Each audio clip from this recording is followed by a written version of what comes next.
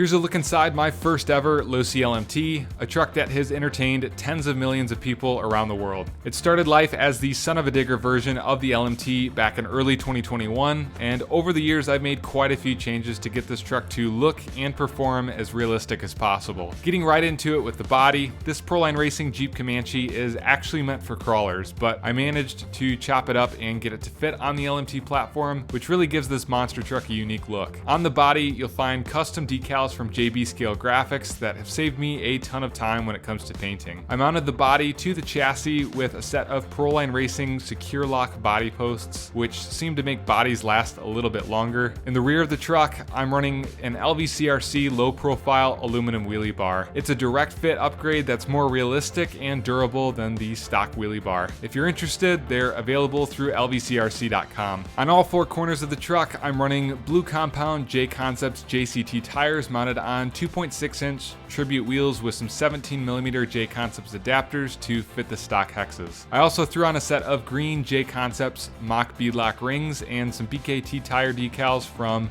Max Graphic Solutions just for looks. Sitting on the front and rear axles of this truck, I have a couple of Speedtech RC SPV0108 steering servos with aluminum Triel servo savers. I also have some aluminum upgrades from RC hop-ups scattered throughout the axles. I'm running the green anodized lower link mounts up front and the lower shock mounts on the rear axle. If you like what you see, you can save 10% with the discount code LVCRC on both speedtechrc.com and rchopups.us. I still run the stock oil and everything in the shocks. I really haven't touched the suspension much at all. Most of the time I drive this truck without the sway bars installed to get more suspension movement and articulation. A lot of people ask about these limit straps from Team K&K Hardware. I run the 110mm version, and at that size, or at least where I have them mounted, they're strictly for looks. Another unique upgrade I added was these 3D printed drive shaft cages from DS Designs RC on Instagram, which really complete the look of the truck. Underneath the body, I'm running a green plastic roll cage from the LMT Gravedigger. I did chop off the front of the cage as well as all of the stock body mounts to provide clearance for the Comanche body. The cage sits on a custom black powder-coated 7075 aluminum chassis that I designed myself. It's basically a clone of the stock LMT chassis plates, but I got rid of all of the unnecessary holes, shortened the front end,